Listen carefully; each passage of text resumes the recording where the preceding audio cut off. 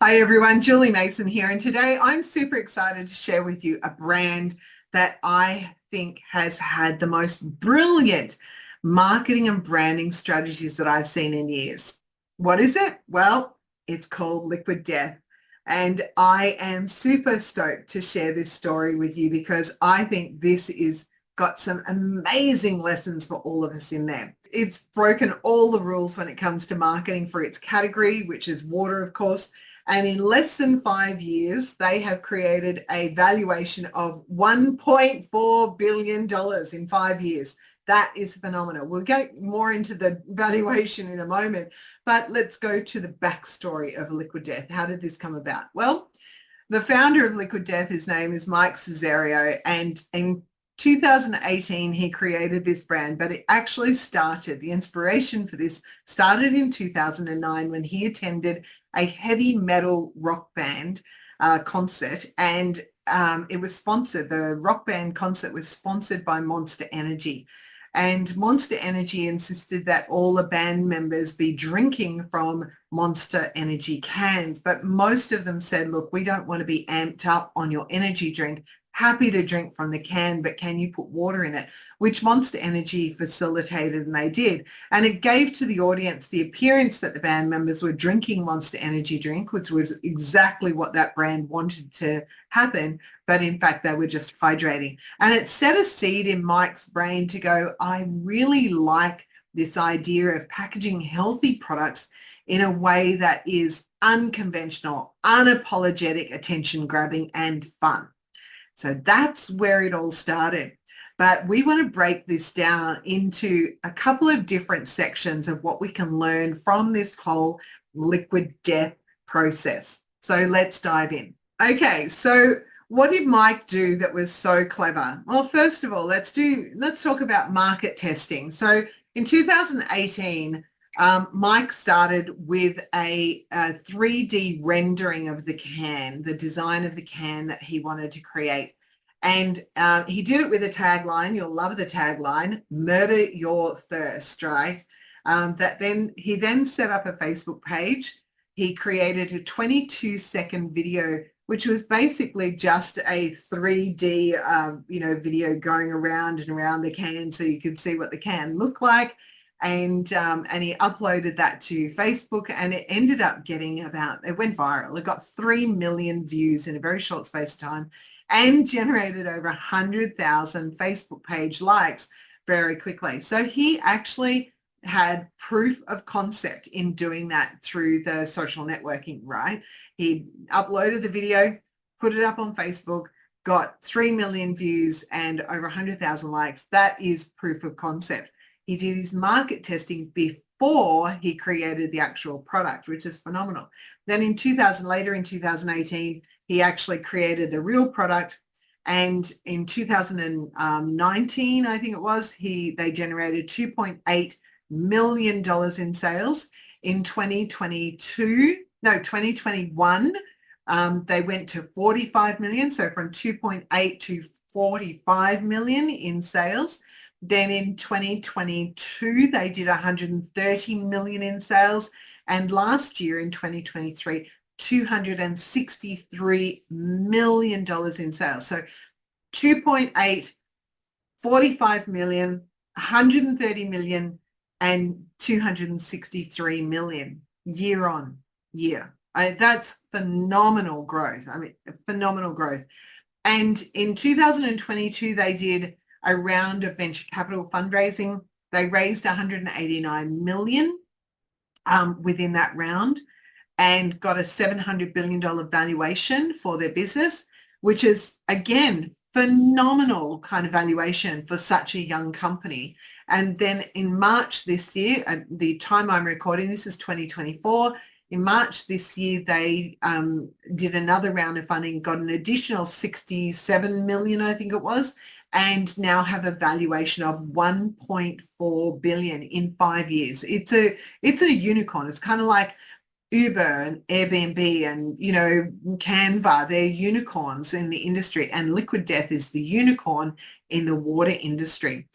So their $1 billion valuation really underscores the importance of differentiation in marketing. And that's what we're going to step into next, right? Let's break down what they have done so differently with their marketing. All right. Well, Mike literally broke the playbook when it came to marketing for water. And I went to the local convenience store just this past week in preparation for doing this video and had a look in the fridge of the water section. And there were bottles there that were all clear base bottles that you could see through. It had, most of them have blue color in their font or their branding. Some have some palm trees on it. But basically, it's all a sea of sameness, really. It's just plastic bottles and plastic bottles. And then Liquid Death just stands out from the crowd in a can.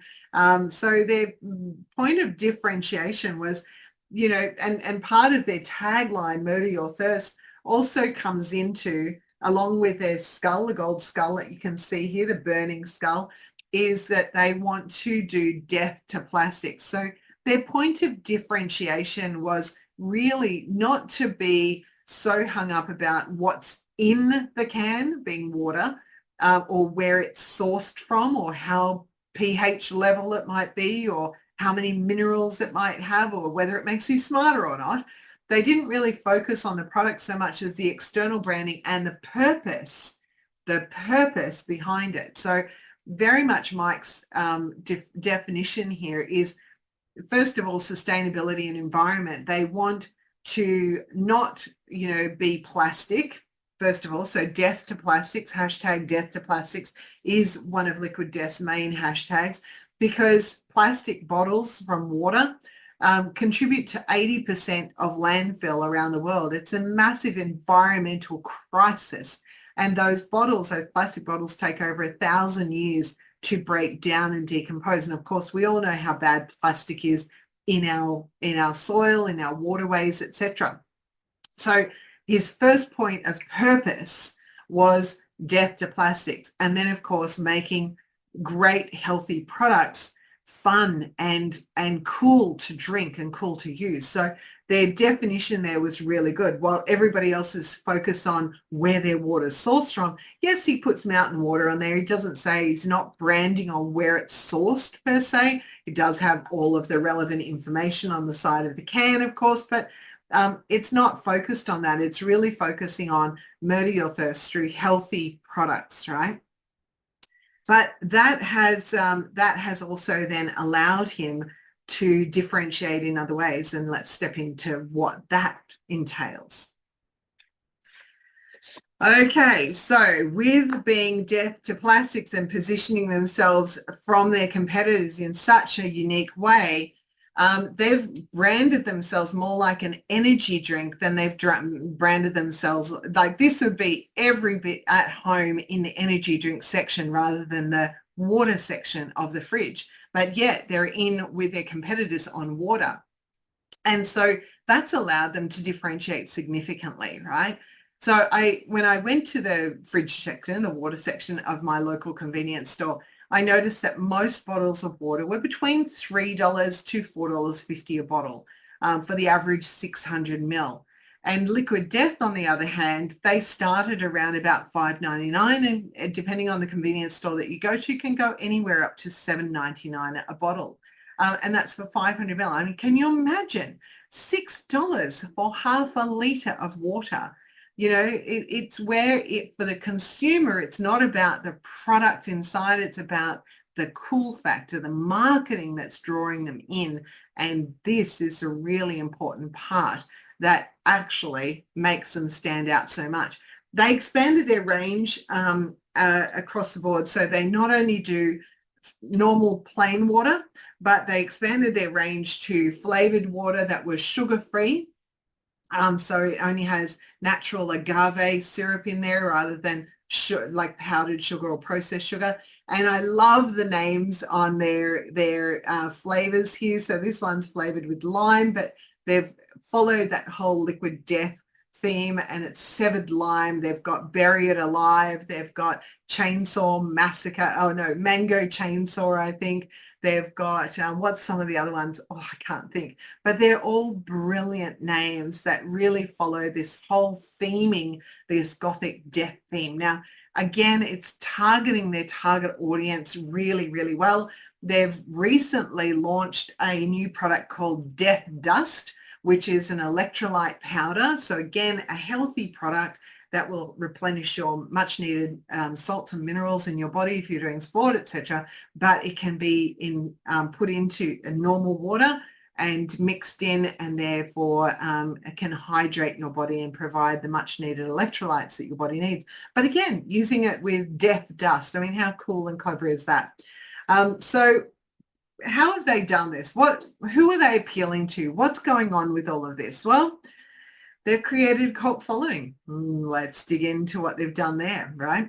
So Liquid Death just oozes rebel cool and against the man. You know, they're going completely in the direction their ideal clients love. They're absolutely, you know, their target audience loves heavy metal, appreciates irreverent content, you know.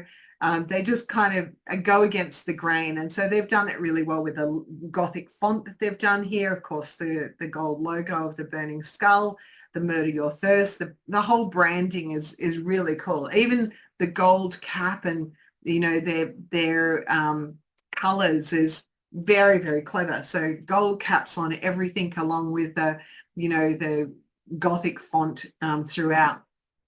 Now, their posts that they do are absolutely, it's just soaked in sarcasm. And in 2020, they got so much kickback. Remember, they'd only been going for about a year and a half by this stage, and they got so much kickback from the conservative people in the community, the people who were religious backed, you know, whoever it was, they just, oh my gosh, it's devil water, you know, kind of thing. And so they did something very clever. They created a greatest hits album with all the hate comments as the lyrics to the songs on there, and they put it all to death metal music, essentially. They also made a series of YouTube videos, which were like MTV video clips for these songs. And again, really lays it into their target audience. Their very first video, if you go right back on their YouTube channel to the first video that they launched, was really quite anti-establishment, and definitely anti-marketing establishment of the main old marketing brands, you know, the kind of, you know, ad men that you see in Mad Men, for example, TV shows, etc. But they've really gone anti all of the norms, essentially, in the playbook. And they engaged with their target audience consistently through this interactive, irreverent content, posting really successfully, using video effectively in their marketing, and, you know, creating this amazing cult following that their audience absolutely love them for. You know, I even love their newsletter sign up, you know, page. It's irreverent to the max. You know, they've called it Sell Your Soul. And they've claimed however many souls have signed up already on their website for that. And basically it's just an opt-in box with your name, your email address, etc. But their description at the bottom, their disclaimer at the bottom gets in. I have to read it to you because I just don't want to screw it up. So they've got this hilarious disclaimer at the bottom of their newsletter that says, let me read it. As of right now, lots of various gods and demons have very different ideas about what constitutes a soul. Therefore, until there's an ironclad galactic consensus, this contract won't be legally binding. That said, we all know what we mean. Sign your soul over already. And so they're having a great laugh around this. They've created some gamification on their website for their ideal target audience. You know, where they can get death credits, for example. They've created a fantastic range of NFTs. So if you don't know what an NFT is, go and Google that. But they've called them murder heads. And so it's just a little piece of artwork, like a Bitcoin, if you like, but various price points. In fact, in doing my research on those NFT murder heads that they've created, they created 6,600 NFTs. And what those NFTs do is that when you purchase one of them, you get to unlock specific discounts. So if you have one, you get a 10% discount across their store. If you've got 2 or 3, for example, then you'll unlock 20% discount. If you've got 4 or more, then you get a 30% discount across their store. It's a great way to create loyalty and NFTs. Gary Vee talks about NFTs really well in terms of using those to create community and create engagement within your community. So that was a very clever idea of those. And again, doing my research, I think the most expensive one that I could find was worth approximately, now it's sold in cryptocurrency called Ethereum, but it was worth approximately, if you convert that to Australian dollars, about 25,000 Australian dollars. The average one of them is around about 7 to 10 Australian dollars if it's converted effectively, right? But they created a limited number of these and gave people exclusive pricing, exclusive access, exclusive discounts across their merchandising store, which brings into another huge part of their branding that I just love, and that's merchandising.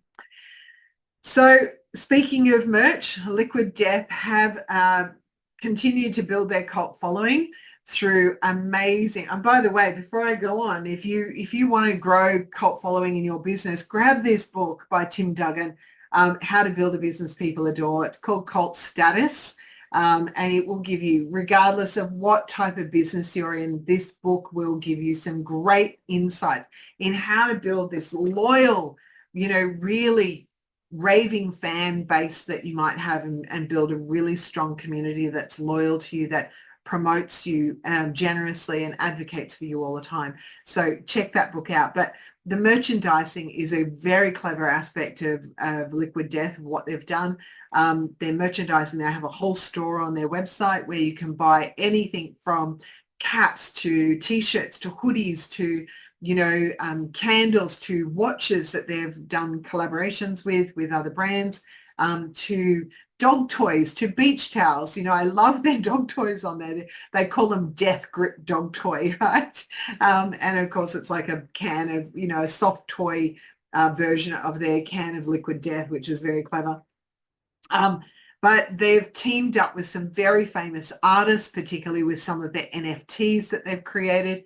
And they've created artwork on their t-shirts, artwork on various, merchandising that they've done. They've also created an absolute coup when they collaborated with Metallica. Metallica is considered the #1 most successful rock band in the world, and getting a collaboration for merchandising with them is very hard. So Metallica, if you go to a Metallica rock concert outside, they'll have their merch shop where you can buy their tour t-shirts, etc. And Liquid Death have got a tour t-shirt with Metallica, which is super cool. Again, it's tying back into that audience, tying back into that cult following.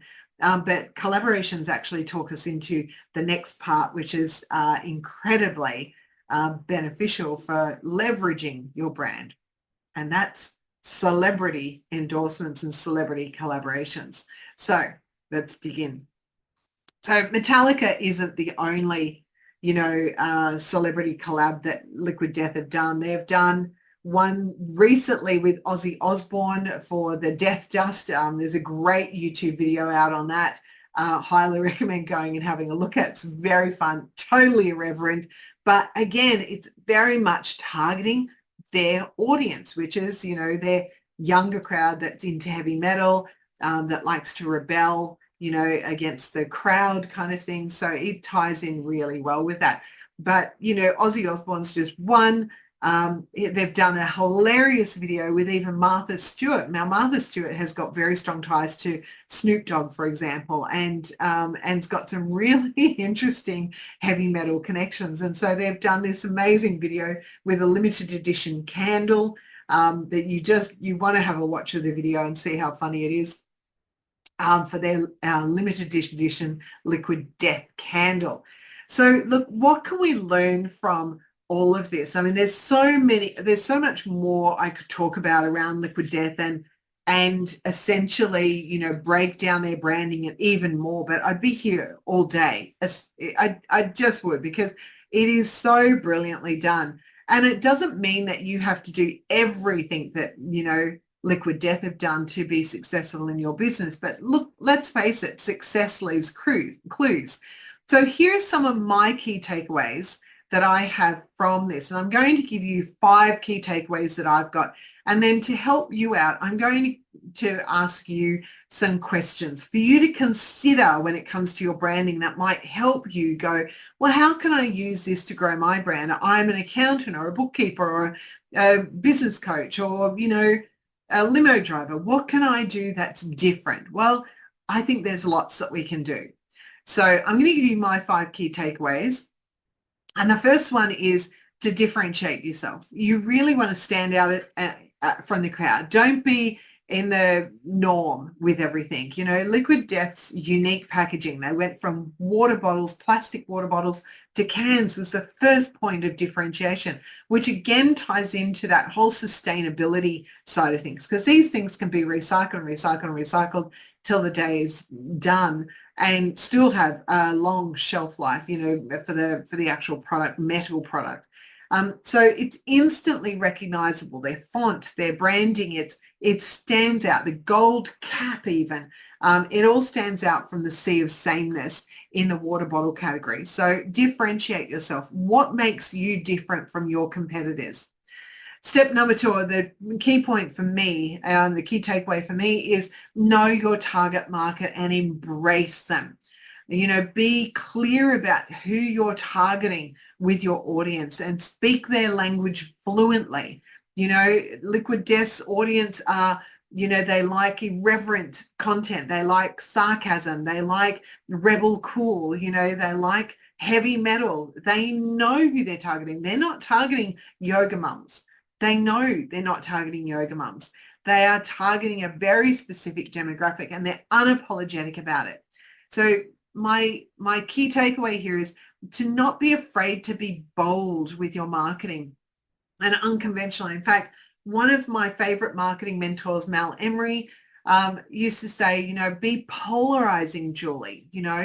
Don't be the same as everybody else. Be polarizing, because then you'll have people who absolutely love you and people who absolutely hate you. Get down to business with those who love you and don't spend energy trying to convince those who don't like you to like you, because you're wasting your time and your breath. But build that cult following. And again, get the book, Cult Status. Highly recommend it. Tim Duggan, get that book and start to read through the book and some of the examples that he gives, how ordinary everyday businesses can create cult following, right? You don't have to be, something Liquid Death wise, right? The third takeaway here, and this is something I've done a lot in my time frame, is create buzz before you launch. So over the time that I've been in my business, which is over 15 years now, whenever I've launched a new course or a new product, I've always pre-sold it before I launched it. And that's exactly what Mike did. Created that 3D render, remember, of the can, and then created a 22-second video and put it out on socials, and it went viral. He found the market research told him, yes, we want something like this. Yes, we want the irreverence of it. No, we don't want the typical kind of stuff that we see everywhere. So do your market research, create buzz before your launch, test your market before going all in. Number 4, build a strong community. Engage with your audience in ways that are fun and creative. Liquid Death uses those interactive kind of areas on their website. They've got interactive games. They've got merchandising, collaboration. They've created that community on there with the NFTs. There's a whole range of ways to keep your fans excited and engaged, including the Sell Your Soul newsletter, for example. I mean, great marketing strategy there. The 5th one that I have is find who has your audience. So this is something that I've said for the last 15 years. Who has your audience before you and after you? So if you're a bookkeeper, for example, who might have your small business owner before you. It could be a business coach who has them after you. It could be, it could be, a printer, for example. Then create collaborations with those people. Make sure that you're finding who else has your target audience and collaborate with them. I've done many podcasts over the years to other people's podcasts who have my target audience, and I've shared great value with them so that they're getting great value, and by default, it makes that podcast host look great. And in turn, I'm getting access to their audience, which is my ideal target audience as well.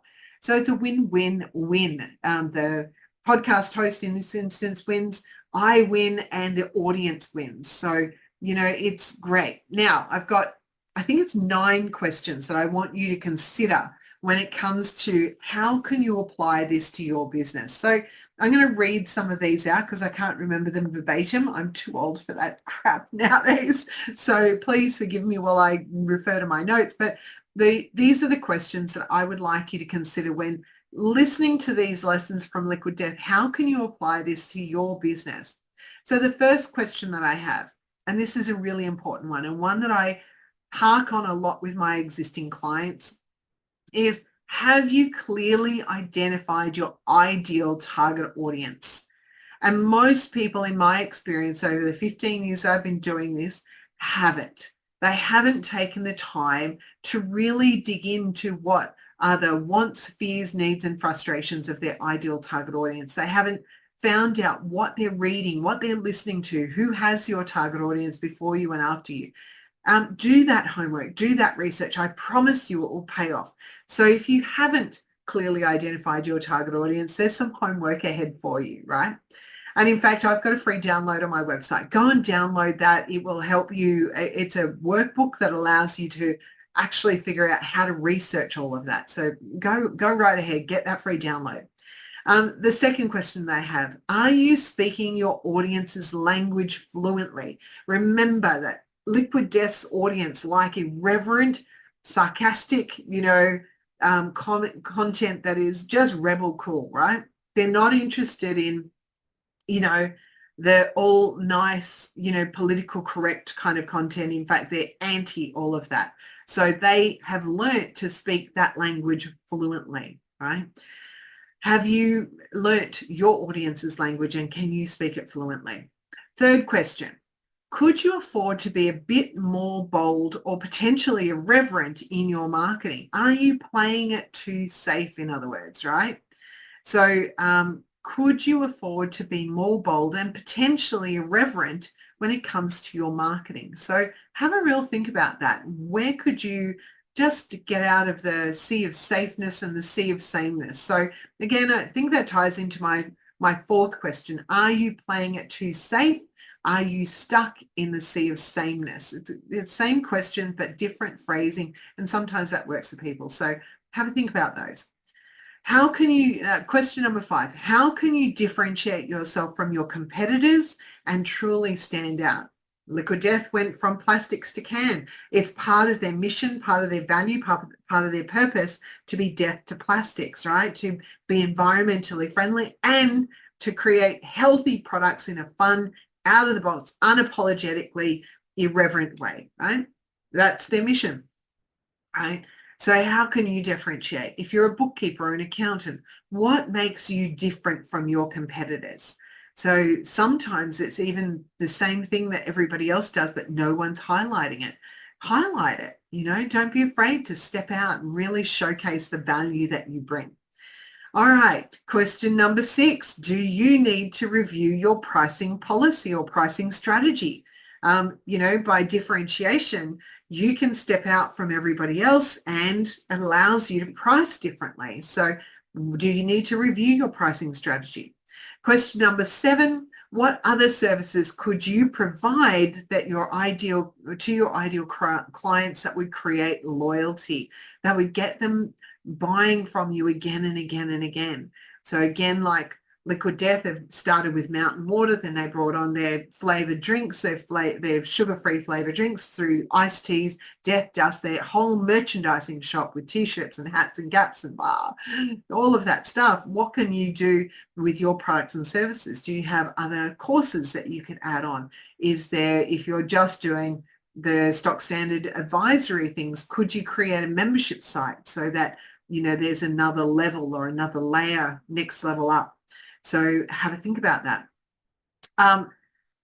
Question number 8, do you provide a regular newsletter to your following? And if so, are you marketing it effectively to encourage signups? Just like Liquid Death Sell Your Soul sign up for their newsletter, are you marketing your newsletter effectively? And I'm not saying you need to ask people to sell their soul, but you know, are you actually marketing the value of what they're getting, or are you just expecting, you know, sign up to my newsletter, name an email box will sell it for you? Well, people are a little bit more astute to that nowadays. So you've got to actually kind of sell the value of what they will get from being part of that newsletter and getting that contribution. And lastly, who has your ideal clients that you could potentially collaborate with to create that win-win-win scenario? So who has your ideal clients that you could potentially collaborate with? Is it a podcast host that has your audience like I've had in the past? Is it, you know, a business coach? Is it an accountant? Who is it that has your ideal clients that you could potentially provide a value win for all three parties? So really consider that. And remember, in marketing, attention grabbing nowadays is key. If you're blending into the sea of sameness, or are you making waves and standing out? You know, I think it's really time to rethink your strategy, take some bold steps and start to shine, right, with your strategy. I hope you've really enjoyed this video on Liquid Death and breaking down part of their marketing strategy. I think it is just one of the most brilliant pieces of branding and marketing strategy that I've seen in a long, long time. And I wanted to share my thoughts with you. I also want to end off with, if you're struggling with coming up with bright ideas or fresh ideas for your marketing or your sales strategy, please reach out. Let's have a chat. You can reach me at my website at juliemason.com.au. Apply for a chat on there, and I look forward to talking with you soon. Otherwise, I hope you have a brilliant rest of your week for wherever you're listening to this. And remember the lessons you can learn from Liquid Death, how to make your products really stand out in the marketplace. We'll see you soon. Bye, guys.